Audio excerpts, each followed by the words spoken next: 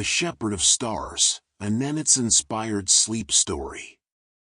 In the time when the tundra remembers everything, when the snow speaks in whispers and the aurora walks across the sky on silent feet, there lived a young herder named Nika. She tended her family's reindeer at the edge of the world, where the land meets the endless white and the stars hang so low you might brush them with your fingertips on a clear night. Nika's chum, her conical tent of reindeer hide, stood beside a frozen river that wound like a silver thread through the snow.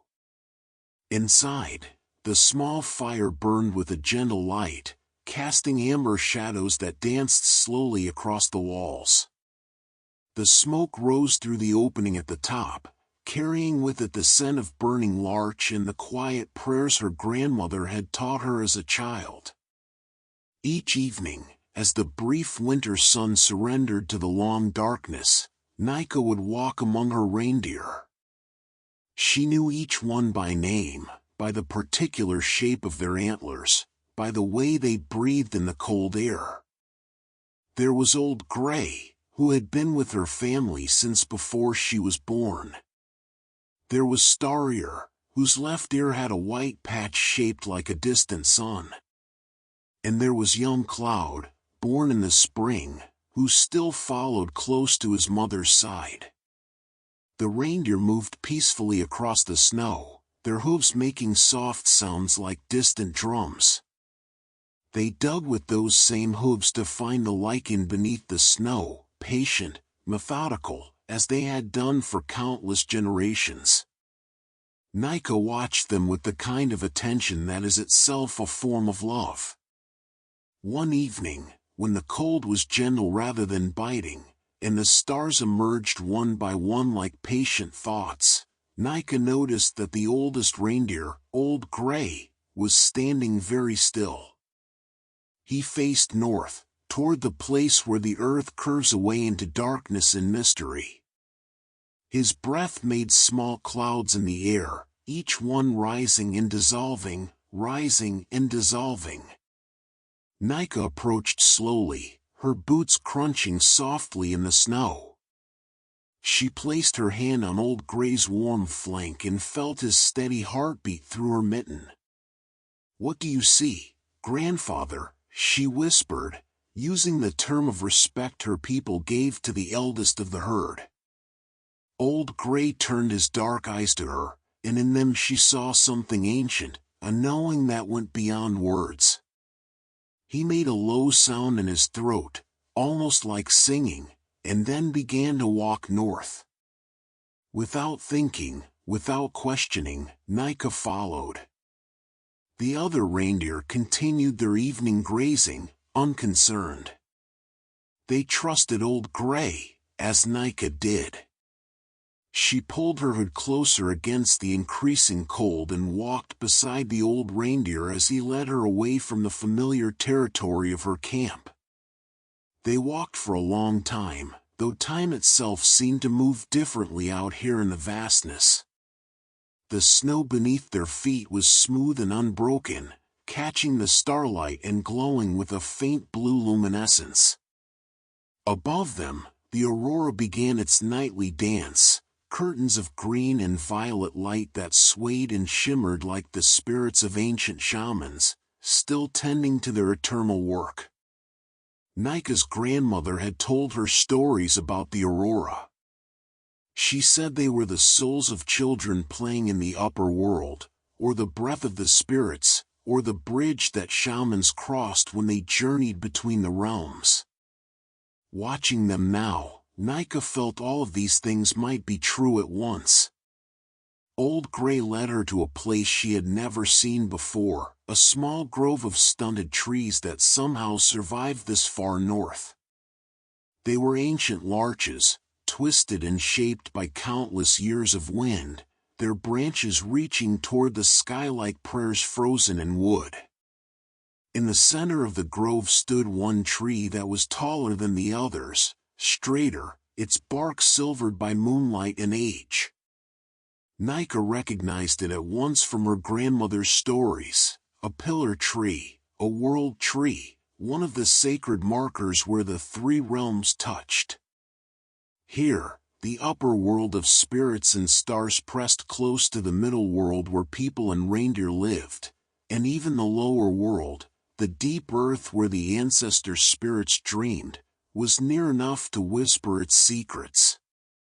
Old Gray walked to the base of the tree and lay down in the snow, folding his legs beneath him with a soft exhalation. Nika sat beside him, her back against the tree's trunk, and felt its ancient strength supporting her. The bark was rough against her spine, even through her thick coat. She could feel something else too, a faint vibration, as if the tree were humming a song too low to hear with ears alone. She closed her eyes and listened with her whole body. Slowly, very slowly, images began to form in the darkness behind her eyelids. She saw the tundra as it had been in summer, when the snow retreated and the land exploded with tiny flowers, purple saxifrage, white mountain avens, yellow Arctic poppies. She saw herds of reindeer stretching to the horizon, moving in their ancient migrations like rivers of life flowing across the land. She saw deeper still, into the time before her grandmother's grandmother, when the first shamans learned to walk between worlds. She saw a woman, perhaps many women, their faces blending into one, who sat beneath this same tree and learned to send her spirit soaring upward into the star-filled sky, or downward into the warm darkness of the earth. These shamans, the Tadibia, were not warriors or rulers. They were listeners, translators, healers. They learned the languages of animals and spirits. They carried messages between the living and the dead. They found lost things, lost reindeer, lost children, lost pieces of the soul that had wandered away in times of sorrow. Nika felt herself drifting, the boundary between waking and sleeping becoming as thin as the membrane between worlds. She was still sitting against the tree, still feeling Old Gray's warmth beside her, but she was also rising, like smoke from her family's fire, up through the branches of the world tree. Up she went, gentle and slow as a snowflake falling in reverse. She passed through the canopy of stars, and they were not distant cold things as they appeared from the ground, but living beings, spirit animals whose forms were drawn in light. She saw the great reindeer whose antlers stretched across a quarter of the sky. She saw the white fox running on silent paws between the constellations. She saw birds that sang in frequencies that touched the soul directly, without bothering with the ears. Here in the upper world, everything moved with grace and purpose, but without hurry. Time was different, it flowed like honey, thick and golden and sweet. Nika felt no fear, only a deep peace, as if she had returned to a place she had always known but forgotten. A figure approached her through the light. It was neither man nor woman, neither young nor old, but somehow all of these things. The figure wore robes that shifted between the colors of the aurora, and their face was kind. "Little shepherd," the figure said, and their voice was like wind through dry grass, like water over stones. "You have come to the place between breathing and dreaming." "I followed Old Gray," Nika said, and was surprised to find she could speak here. "Old Gray is a wise guide," the figure replied. "He has walked the tundra for many years. Soon he will make his last journey, but before he goes, he wished to show you this place. To remind you that the three worlds are not separate, but one, like the past, present, and future are one continuous breath." Nika felt a gentle sadness at the thought of Old Gray leaving, but it was not the sharp grief of loss. It was softer, like the fading of twilight, natural, inevitable, part of the great pattern. "What should I do?" she asked. The figure smiled. "What you have always done. Tend your herd. Watch the stars. Listen to the silence. In listening, you are already a healer. In watching, you are already a guardian." Every gentle action ripples through all three worlds. The figure reached out and touched Nika's forehead, and she felt a warmth spread through her like spring sunlight. "The old ones are always with you," they said. "In the ice, in the wind, in the patient eyes of the reindeer. You are never alone on the tundra." Nika felt herself descending then, drifting back down through the stars like a leaf settling onto water. She passed through the middle world, caught glimpses of her sleeping family, her peacefully grazing herd, the smoke rising from 1,000 chums across the vast northern lands. She went deeper still, into the lower world, the realm of earth and roots and dreaming stone. Here the ancestor spirits lived, not as ghosts but as seeds, as potential, as the deep memory held in the land itself. She felt them welcoming her, recognizing her, as family recognizes family across any distance. They showed her the underground rivers that flowed beneath the frozen surface. They showed her where the sleeping plants waited for spring, their dreams green and patient. They showed her the bones of ancient animals, still blessing the land with their presence, still part of the great conversation between earth and sky. "We are the foundation," they seemed to say without words. "We are what holds. We remember so that you can forget and remember again. We are the deep roots of the world tree, reaching down as far as the branches reach up." Nika understood that death was not an ending but a change in form, like water becoming ice becomes water again, in an eternal cycle. Old Gray would join these ancestors, would become part of the land he had walked, would nourish the lichen that would feed future reindeer in seasons yet to come. She rose then, gently, back to the middle world, back to her body sitting against the tree. She opened her eyes slowly, letting the vision fade like morning mist, keeping what was meant to be kept. The aurora still danced overhead. Old Gray still breathed beside her, peaceful and warm. But something had shifted, not in the world, but in her seeing of it. The boundaries she had thought were solid were actually porous, permeable. The three worlds were always touching, always exchanging whispers and blessings. She sat there for a long time, or perhaps no time at all. Eventually, Old Gray stirred and rose to his feet. He turned his great head to Nika, and she saw in his eyes that he too had been journeying, that he too had received what he needed. Together they walked back across the snow toward the distant glow of her campfire. The walk back felt different than the walk out, lighter somehow, though they moved no faster. The stars seemed friendlier, the wind less cold, the vast emptiness less empty.